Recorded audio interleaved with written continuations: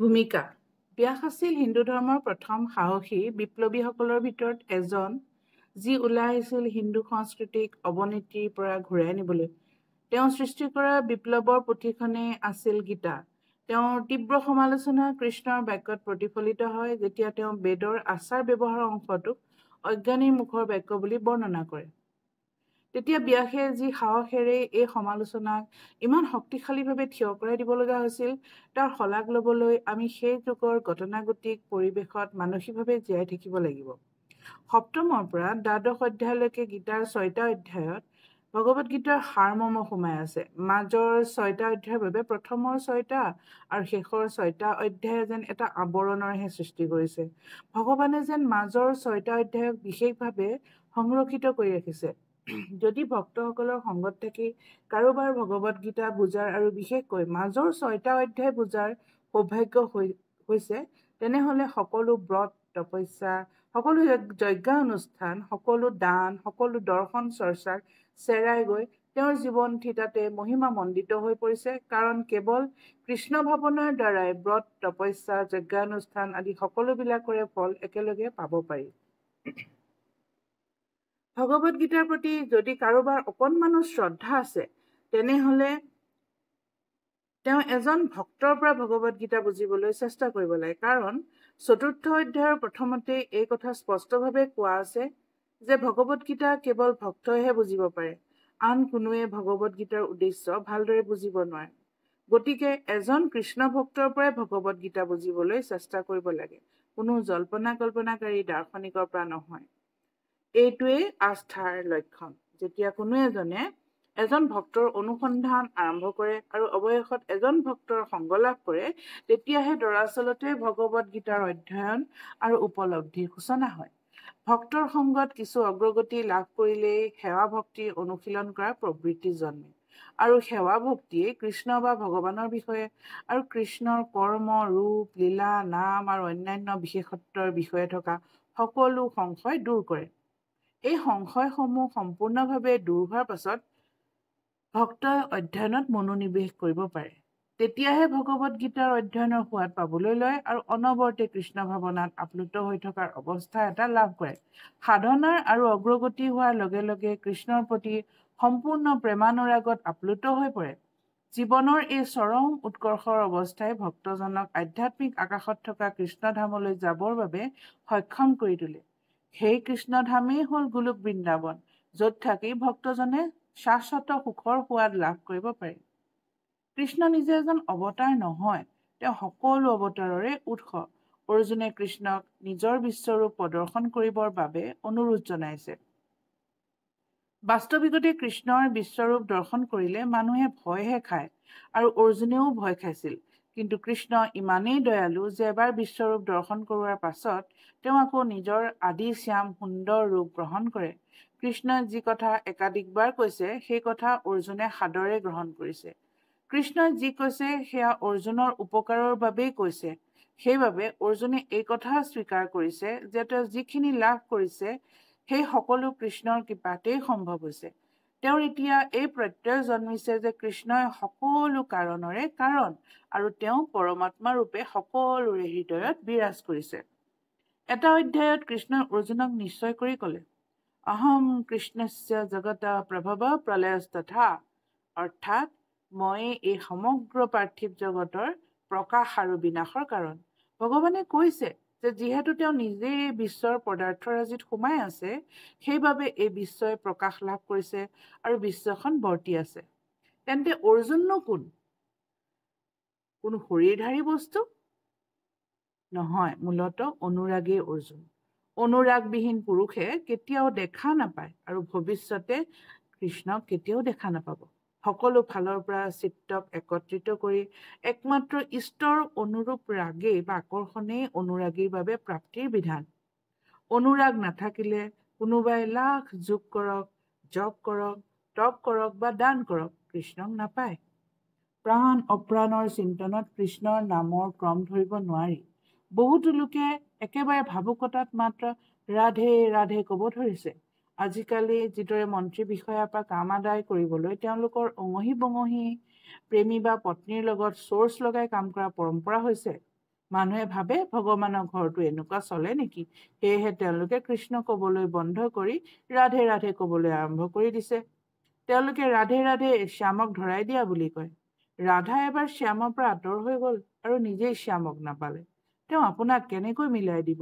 সেয়ে অন্য কাৰো কথা নুশুনি শ্ৰীকৃষ্ণৰ আদেশক আপুনি আখৰে আখৰে মানি লওক আৰু ওমৰ জপ কৰক।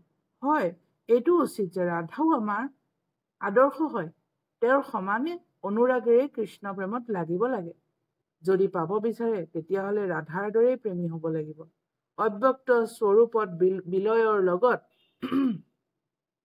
মহাপুৰুষৰো এই নাম হয়, য'ত তেওঁ স্থিত আছে।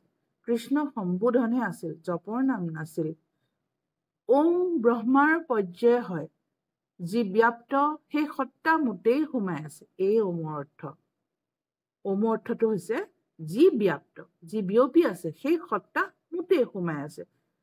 আপুনি ইয়াক জপ কৰক, ধ্যান কৃষ্ণক কৰক। ৰূপ নিজৰ, নামটো ওম বুলি ক'লে। গীতাত দেৱতাৰ পূজা কৰিবৰ বাবে সম্পূৰ্ণভাৱে নিৰুৎসাহ কৰা হৈছে, কাৰণ আনকি ব্ৰহ্মা আৰু শিৱৰ দৰে মহা দেৱতাসকলো পৰমেশ্বৰৰ বিভূতিৰ একোটা অংশৰহে প্ৰতিভূ। জন্ম লাভ কৰা সকলোবিলাকৰে তেওঁৱেই আদি মূল আৰু তেওঁতকৈ ডাঙৰ কোনো নাই। তেওঁ অসমৰ্থ, অৰ্থাৎ তেওঁতকৈ ডাঙৰ কোনো নাই আৰু তেওঁৰ সমানো কোনো নাই। পদ্মপুৰাণত কোৱা হৈছে যে যিজনে পৰমেশ্বৰ কৃষ্ণক আনকি ব্ৰহ্মা বা শিৱৰ দৰে দেৱতাৰ সৈতেও সমান বুলি ভাবে, তেওঁ তৎক্ষণাৎ এজন নাস্তিক হৈ পৰে। অৱশ্যে যদি কোনোবাই কৃষ্ণৰ শক্তিৰ বিভূতি আৰু বিস্তৃতিৰ বিভিন্ন বিৱৰণসমূহ সম্পূৰ্ণকৈ অধ্যয়ন কৰে, তেতিয়াহ'লে কোনো সন্দেহ নথকাকৈ ভগৱান শ্ৰীকৃষ্ণৰ স্বৰূপ উপলব্ধি কৰিব পাৰে আৰু ঐক্যকান্তিভাৱে শ্ৰীকৃষ্ণৰ আৰাধনাতে নিজৰ মনটো লগাই ৰাখিব পাৰে। যিমানবিলাক বস্তু আছে সেই সকলোতে নিজৰ আংশিক প্ৰকাশ, সেই পৰমাত্মাৰ প্ৰৱেশ ঘটে। তাৰ বিস্তৃতিৰ সহায়তে ভগৱানে সকলোতে ব্যাপ্তি আছে। দুই ভুজ থকা মহাপুৰুষ কৃষ্ণটো অনুৰাগীৰ সন্মুখতেই থাকে, কিন্তু অন্যত্ৰ কৰবাৰ পৰা কোনোবাই স্মৰণ কৰিলে তেতিয়া সেই মহাপুৰুষে সেই স্মৰণকৰ্তাৰ দ্বাৰা জাগৃত হৈ তেওঁৰ মাৰ্গ দৰ্শন কৰাই থাকে। চতুৰ্ভুজ ভুজা হৈছে কাৰ্যৰ প্ৰতীক। তেওঁৰ ভিতৰতো কাৰ্য কৰে, বাহিৰতো। এই চতুৰ্ভুজ স্বৰূপ। তেওঁৰ হাতত থকা শংখ, চক্ৰ, গদা আৰু পদ্ম ক্ৰমশঃ শংখ হ'ল বাস্তৱিক লক্ষ্যৰ ঘোষণা, চক্ৰ হ'ল সাধন চক্ৰৰ প্ৰৱৰ্তন, অৰ্থাৎ সাধনাৰ প্ৰৱৰ্তন, গদা হৈছে ইন্দ্ৰিয়সমূহৰ দমন আৰু পদ্ম হৈছে নিৰ্মল নিৰ্লেপ কাৰ্যক্ষমতাৰ প্ৰতীক। সেইকাৰণে চতুৰ্ভুজ ৰূপত তেওঁ থাকিলেও অৰ্জুনে তেওঁক মনুষ্য ৰূপতহে পালে। চতুৰ্ভুজ মহাপুৰুষৰ শৰীৰ আৰু স্বৰূপৰ দ্বাৰা কাৰ্য কৰাৰ বিধি বিশেষৰ নামহে। চাৰিখন হাত থকা কোনো শ্ৰীকৃষ্ণ নহয়। মূলতঃ সংগ দুখৰ পৰা আঁতৰত থাকি যেতিয়া আপুনি অনন্যভাৱে কৃষ্ণ চিন্তনত থাকে, সেই সময়ত বিৰোধপন্থী ৰাগ, দেশ, কাম, ক্ৰোধ ইত্যাদি দুৰ্জেয় শত্ৰু বাধাৰূপত প্ৰত্যক্ষ হয়। তাৰ পৰা পৰিত্ৰাণ লাভ কৰাই হ'ল যুদ্ধ। শেষত শ্ৰীকৃষ্ণই কৈছে, অৰ্জুন, মোৰ অনন্য ভক্ত হৈ মোৰ শৰণ লৈ মোৰ দ্বাৰা নিৰ্দিষ্ট কৰা কৰ্ম কৰা, কিন্তু সংগ দুখৰ পৰা বেলেগে থাকা। সংগ দুখত এইটো কৰ্ম হ'ব নোৱাৰে। সেয়েহে সংগ দুখ এই কৰ্মৰ সম্পাদিত হোৱাত বাধা হয়। যি শত্ৰুভাৱৰ পৰা ৰহিত হৈ আছে তেওঁই মোক প্ৰাপ্ত কৰিব পাৰিব। যেতিয়া সংগ দুখেই নাই, য'ত নিজক এৰি অন্য কোনোৱেই নাই, শত্ৰুতাৰ মানসিক সংকল্পও নাই, তেতিয়াহ'লে যুদ্ধ কিহৰ? বাহিৰৰ দুনিয়াত কাজিয়া পেচাল হৈয়ে থাকে, কিন্তু বিজয় জিকাজনৰো প্ৰাপ্ত নহয়। দুৰ্জয় সংসাৰৰূপী শত্ৰুক শস্ত্ৰৰে কাটি পৰমত প্ৰৱেশ কৰাই বাস্তৱিক বিজয়, যাৰ পাছত কোনো পৰাজয় নাই। ব্ৰহ্মসংহিতাত কোৱা আছে, যিজন মহাবিষ্ণুৰ শ্বাস প্ৰশ্বাসতে অসংখ্য বিশ্ব ব্ৰহ্মাণ্ডৰ প্ৰৱেশ আৰু নিৰ্গমন হয়, তেওঁ কৃষ্ণৰে এটা কলা অৱতাৰ। গতিকে সকলো কাৰণৰো কাৰণ গোবিন্দ কৃষ্ণক মই ভজন কৰোঁ। সেইবাবে এই সিদ্ধান্ততে উপনীত হ'ব লাগে যে সচিদানন্দ স্বৰূপ পৰম পুৰুষ পৰমেশ্বৰৰ সাকাৰ মনুষ্য সদৃশ ৰূপটোৰে পূজা অৰ্চনা কৰিব লাগে। তেওঁৱেই বিষ্ণুৰ সকলো ৰূপৰে কাৰণ, তেওঁৱেই সৰ্ব অৱতাৰৰ কাৰণ। ভগৱত গীতাত কোৱা মতে তেওঁৱেই আদি পৰম পুৰুষ। ব্ৰহ্মসংহিতাত কৈছে, ঈশ্বৰ পৰম কৃষ্ণ সচিদানন্দ বিগ্ৰহ অনাদিৰাদি গোবিন্দ সৰ্বকাৰণ কাৰণম। সচিদানন্দ বিগ্ৰহ পৰম পুৰুষ পৰমেশ্বৰ কৃষ্ণ। তেওঁৰ কোনো আদি অৱস্থা নাই, তেওঁৱেই সকলোৰে আদি মূল, তেওঁ সকলো কাৰণৰে কাৰণ। কৃষ্ণ কৰ্ম হ'ল এনে এটা কাম য'ত ফলৰ প্ৰতি আসক্তি থাকিব নালাগে। ফলটো কৃষ্ণকে অৰ্পণ কৰিব লাগে। কৃষ্ণই গ্ৰহণ কৰাৰ পাছত সেই উচ্ছিষ্ট নৈবেদ্যহে প্ৰসাদ ৰূপে গ্ৰহণ কৰিব লাগে। যদি কোনোবাই কৃষ্ণৰ বাবে এটা ডাঙৰ ঘৰ সাজে আৰু তাত কৃষ্ণৰ বিগ্ৰহ প্ৰতিষ্ঠা কৰাৰ পাছত সেই ঘৰৰ এটা অংশত তেওঁ নিজেও থাকিব পাৰে, তাত বাধা নাই। ঘৰটো গৰাকী কিন্তু কৃষ্ণহে। এইটোৱে হ'ল কৃষ্ণ ভাৱনা। অৱশ্যে যদি কোনোবাই কৃষ্ণৰ বাবে মন্দিৰ সাজিব নোৱাৰে, তেতিয়া কৃষ্ণৰ মন্দিৰটো পৰিষ্কাৰ কৰা কামতে আত্মনিয়োগ কৰিব লাগে। সেইটোও কৃষ্ণ কৰ্ম। অথবা এখন উদ্যান পাতিব পাৰে। যাৰে মাটি আছে, অন্তত ভাৰতত দুখীয়া মানুহ এজনৰ অকণমান হলেও মাটি থাকে, তেওঁ মাটিখিনিত ফুলৰ উদ্যান পাতি সেই ফুল কৃষ্ণৰ পূজাত লগাই মাটিখিনি কৃষ্ণৰ কামত লগাব পাৰে। নহলে তুলসী গছকে ৰুব লাগে, কাৰণ তুলসী পাত এটা বৰ প্ৰয়োজনীয় বস্তু। কৃষ্ণই ভগৱত গীতাত এই বিষয়ে কৈছে, পত্ৰম পুষ্পম ফলম তোয়ম। কৃষ্ণই বাঞ্ছা কৰে যে ভক্তই তেওঁক পাত এটাই হওক বা ফুল এটাই হওক বা ফল এটাই হওক বা পানী অকণমানেই হওক তাকেই দিব লাগে, আৰু তাৰেই তেওঁ সন্তুষ্ট হয়। ইয়াত পাতৰ কথা কওঁতে বিশেষভাৱে তুলসী পাতৰ কথাকে কৈছে। গতিকে তুলসী গছ এজোপা ৰুই লৈ তাত পানী দি থাকিব পাৰে। এইদৰে আটাইতকৈ দুখীয়া মানুহজনেও কৃষ্ণৰ বাবে কিবা এটা কাম কৰিব পাৰে। কৃষ্ণৰ বাবে কেনেদৰে কাম কৰিব পাৰি এয়া তাৰে কেইটামান উদাহৰণ। ইয়াত মত পৰম বুলি এটা পদ আছে। পদটোৱে সেই মানুহজনক বুজাইছে যিজনে কৃষ্ণৰ পৰম ধামত কৃষ্ণৰ সাহচৰ্য লাভ কৰিব পৰাটোকে জীৱনৰ পৰম সিদ্ধি বুলি ভাবে। তেনে এজন মানুহে চন্দ্ৰলোক, সূৰ্যলোক আদিত আৰু আনকি আটাইতকৈ উচ্চতম ধাম ব্ৰহ্মলোকতো ঠাই পাবলৈ নিবিচাৰে। এনে সিদ্ধিৰ প্ৰতি তেওঁৰ আকৰ্ষণ নাই। তেওঁৰ আকৰ্ষণ আছে কেৱল আধ্যাত্মিক আকাশত ঠাই পোৱাৰ বাবে। আধ্যাত্মিক আকাশতো ব্ৰহ্মজ্যোতিত লীন হৈ যাবৰ বাবে তেওঁৰ আগ্ৰহ নাই, কাৰণ আটাইতকৈ উচ্চতম আধ্যাত্মিক গ্ৰহ কৃষ্ণলোক বা গোলোক বৃন্দাবনত প্ৰৱেশ কৰিব পৰাটোহে তেওঁৰ পৰম উদ্দেশ্য। কৃষ্ণ ভাৱনা সম্পন্ন ব্যক্তি এজনে এই কথা বুজি পায় যে কোনো ব্যক্তিৰ যদি কিবা কষ্ট হৈছে, তেনেহলে কৃষ্ণৰ লগত তেওঁৰ যি নিত্য সম্বন্ধ আছে তাৰ বিষয়ে পাহৰি যোৱাৰ বাবে তেওঁ এই কষ্ট হৈছে। গতিকে নিজৰ ওচৰ চুবুৰীয়াজনক সকলো জাগতিক সমস্যাৰ পৰা নিষ্কৃতি পোৱাত সহায় কৰাটোৱেই মানৱ সমাজৰ বাবে সাধিব পৰা আটাইতকৈ ডাঙৰ উপকাৰ। এইদৰে শুদ্ধ ভক্ত এজন ভগৱানৰ সেৱাৰ কামত ব্ৰতী হৈ পৰে। এইদৰে শ্ৰীমদ ভাগৱত গীতাৰ যথাযথৰ ভূমিকাকণ প্ৰস্তুত কৰা গ'ল। এই শ্ৰীমদ ভাগৱত গীতাৰ সূচীপত্ৰত প্ৰথম অধ্যায়ত আছে বিষাদ যোগ। এই বিষাদ যোগত কুৰুক্ষেত্ৰৰ ৰণভূমিত সৈন্যসমূহৰ নিৰীক্ষণৰ বিষয়ে কোৱা হৈছে, য'ত অৰ্জুনে তেওঁৰ আত্মীয় কুটুম্ব, শিক্ষাগুৰু, ব্ৰাহ্মণ বন্ধু বান্ধৱসকলক দেখি শোক আৰু কৰোণাত অভিভূত হৈ নিজৰ শক্তি হেৰুৱাই পেলালে, মন মোহগ্ৰস্ত হৈ যুদ্ধ কৰাৰ সংকল্প ত্যাগ কৰিলে। দ্বিতীয় অধ্যায় হ'ল সাংখ্য যুগ। ইয়াত গীতাৰ বিষয়বস্তুৰ সাৰ ইয়াতে আছে। ইয়াত অৰ্জুনে এজন শিষ্যৰূপে ভগৱান শ্ৰীকৃষ্ণৰ ওচৰত আত্মসমৰ্পণ কৰে, আৰু কৃষ্ণইও ইয়াত অনিত্য জড়দেহ আৰু নিত্য চিন্ময় আত্মাৰ মাজৰ যিটো মৌলিক পাৰ্থক্য, সেই পাৰ্থক্যৰ পৰা আৰম্ভ কৰি তেখেতৰ উপদেশ আৰম্ভ কৰে। দেহান্তৰৰ প্ৰক্ৰিয়া, পৰমেশ্বৰৰ প্ৰতি কৰা নিস্বাৰ্থ সেৱা আৰু আত্মজ্ঞানী লোকসকলৰ লক্ষণৰ বিষয়েও ভগৱানে ইয়াত ব্যাখ্যা কৰিছে। তৃতীয় অধ্যায়টো হ'ল কৰ্মযোগ। এই জড়জগতত প্ৰতিজন ব্যক্তিয়ে কিবা নহয় কিবা এটা কামত ব্যস্ত হৈ থাকিব লাগিব, কিন্তু কৰ্মই ব্যক্তিজনক হয়তো সংসাৰ বন্ধনত বান্ধি পেলাব পাৰে, নতুবা সংসাৰৰ পৰা মুক্তি দিবও পাৰে।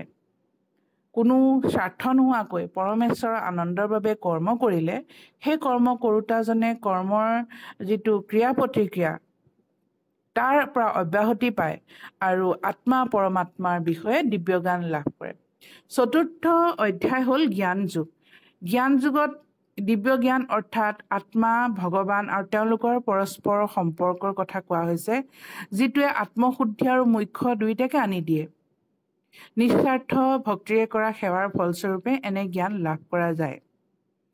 পঞ্চম অধ্যায় হৈছে কৰ্ম সন্ন্যাস যুগ। ইয়াত কোৱা হৈছে যে বাহ্যিকভাৱে সকলো ধৰণৰ কৰ্ম কৰি ভিতৰি সেই কৰ্মসমূহৰ ফল ত্যাগ কৰোঁতা জ্ঞানী মানুহে দিব্য জ্ঞানৰ অগ্নিৰে বিশুদ্ধ হৈ শান্তি, বৈৰাগ্য, আধ্যাত্মিক দৃষ্টি আৰু সুখ লাভ কৰে। ষষ্ঠ অধ্যায় হ'ল ধ্যান যোগ। ইয়াত অষ্টাংগ যোগ হ'ল ধ্যান অনুশীলন কৰা এক যান্ত্ৰিক প্ৰক্ৰিয়া। ই মন আৰু ইন্দ্ৰিয়সমূহক নিয়ন্ত্ৰণ কৰে আৰু পৰমাত্মাৰ চিন্তাতে মনটোক নিবদ্ধ কৰি ৰাখে। এই যোগৰ অনুশীলনৰ চৰম পৰ্যায়তে আহি পৰে সমাধি বা পৰমেশ্বৰৰ পূৰ্ণ উপলব্ধি। সপ্তম অধ্যায়ত আছে জ্ঞান বিজ্ঞান যোগ, হ'ল পৰম তত্ত্ব জ্ঞান। অষ্টম অধ্যায় হ'ল অক্ষৰ ব্ৰহ্মযোগ, অৰ্থাৎ পৰম তত্ত্বৰ উপলব্ধি। সমগ্ৰ জীৱন ধৰি বিশেষকৈ মৃত্যুৰ সময়ত ভক্তিৰে ভগৱান কৃষ্ণক স্মৰণ কৰি জীৱই জড়জগতৰ শিপাৰত অৱস্থিত ভগৱানৰ পৰম ধাম লাভ কৰিব পাৰে। ৰাজগুহ্য যোগ, ইয়াত ভগৱান কৃষ্ণই হ'ল পৰম পুৰুষ, পৰমেশ্বৰ, পৰম উপাস্য বস্তু, এই বিষয়ে কোৱা হৈছে। দশম অধ্যায়ত আছে বিভূতি যোগ। জড়জগত কিংবা আধ্যাত্মিক জগতেই হওক, সৌৰ্য, বীৰ্য, সৌন্দৰ্য আৰু জাকজমকপূৰ্ণ যিমানবোৰ আশ্চৰ্যজনক দৃশ্য বৰ্তমান হৈ আছে, এই সকলোবিলাক কৃষ্ণৰে দিব্য শক্তি হয় বুলি ইয়াত কোৱা হৈছে। একাদশ অধ্যায়ত কৃষ্ণই বিশ্বৰূপ দৰ্শন দিছিল অৰ্জুনক, সেইকাৰণে এই অধ্যায়ৰ নাম বিশ্বৰূপ দৰ্শন যোগ। দ্বাদশ অধ্যায়ত ভক্তি যোগ আছে। ভক্তি যোগ হ'ল কৃষ্ণৰ প্ৰতি শুদ্ধ ভক্তিয়েই হ'ল কৃষ্ণৰ প্ৰতি শুদ্ধ প্ৰেম জগাই তোলাৰ আটাইতকৈ পোনপটীয়া উপায়।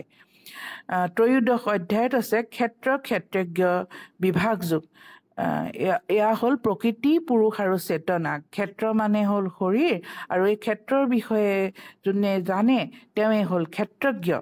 যিজনে দেহ আৰু আত্মা এই দুয়োৰে ঊৰ্ধত থকা পৰমাত্মাৰ মাজত থকা পাৰ্থক্য বুজিব পাৰে, তেওঁ এই জড়জগতৰ পৰা মোক্ষ লাভ কৰিব পাৰে। চতুৰ্দশ অধ্যায় হৈছে গুণত্ৰয় বিভাগ যোগ। প্ৰকৃতিৰ সত্য, ৰজ, তম তিনিটা গুণৰ নিয়ন্ত্ৰণ। সকলো দেহধাৰী জীৱই এই তিনিটা গুণৰ নিয়ন্ত্ৰণৰ অধীন হৈ থাকে। ভগৱান শ্ৰীকৃষ্ণই এই গুণ তিনিটাৰ স্বৰূপ কিভাৱে আমাৰ ওপৰত ক্ৰিয়া কৰে সেই বিষয়ে ইয়াত কৈছে। পঞ্চদশ অধ্যায় হৈছে পুৰুষোত্তম যোগ। জড়জগতৰ বন্ধনৰ পৰা নিজকে আঁতৰাই ৰাখি ভগৱান কৃষ্ণকে পৰম পুৰুষ, পৰমেশ্বৰ বুলি বুজি পোৱাটোৱে হ'ল বৈদিক জ্ঞানৰ চৰম লক্ষ্য। ইয়াৰ এই বিষয়ে কোৱা হৈছে। ষোড়শ অধ্যায় হৈছে দৈবাসুৰ সম্পদ বিভাগ যোগ। আসুৰিক গুণসম্পন্নৰ শাস্ত্ৰৰ বাধা নিষেধ অমান্য কৰি মইমতীয়া জীৱন যাপন কৰা সকল নিম্ন যোনি প্ৰাপ্ত হয় আৰু পুনৰায় জড়বন্ধনত আবদ্ধ হৈ পৰে। কিন্তু দৈবী গুণসম্পন্ন আৰু শাস্ত্ৰৰ বিধান মানি চলি সংযত জীৱন যাপন কৰা ব্যক্তিসকলে ক্ৰমে ক্ৰমে আধ্যাত্মিক উৎকৰ্ষ লাভ কৰে। এই বিষয়ে ইয়াত কোৱা হৈছে। সপ্তদশ অধ্যায় হৈছে শ্ৰদ্ধা ত্ৰয় বিভাগ যোগ। প্ৰকৃতিৰ গুণ তিনিটাৰ লগত সংগতি ৰাখি তাৰ পৰাই উদ্ভৱ হোৱা শ্ৰদ্ধা তিনি প্ৰকাৰ। ৰজ আৰু তমগুণী শ্ৰদ্ধাৰে কৰা কামবিলাকে কেৱল অনিত্য বৈষয়িক ফলহে দিয়ে, আনহাতে শাস্ত্ৰৰ বিধান অনুসৰি সত্যগুণী শ্ৰদ্ধাৰে কৰা কামবিলাকে হৃদয় শুদ্ধি কৰে আৰু কৃষ্ণৰ প্ৰতি শুদ্ধ বিশ্বাস আৰু ভক্তিৰ ভাৱ জগাই তোলে। লাষ্টত অষ্টাদশ অধ্যায় হৈছে সন্ন্যাসোৎকৰ্ষ যোগ। সন্ন্যাসৰ অৰ্থ আৰু লগতে মানৱীয় চেতনা আৰু কাৰ্যকলাপৰ ওপৰত প্ৰকৃতিৰ গুণ তিনিটাৰ প্ৰভাৱৰ বিষয়ে ইয়াত কৃষ্ণই ব্যাখ্যা দাঙি ধৰিছে। শেষত কৈছে যে ভগৱান কৃষ্ণৰ ওচৰত চৰ্তহীনভাৱে ভক্তিভাৱে সম্পূৰ্ণৰূপে আত্মসমৰ্পণ কৰাটোৱেই ধৰ্মৰ উত্তম পন্থা। এই আত্মসমৰ্পণে সকলো পাপৰ পৰা উদ্ধাৰ কৰে, সম্পূৰ্ণ জ্ঞানৰ উদয় ঘটায় আৰু কৃষ্ণৰ নিত্য দিব্যধামলৈ যোৱাত সহায় কৰে।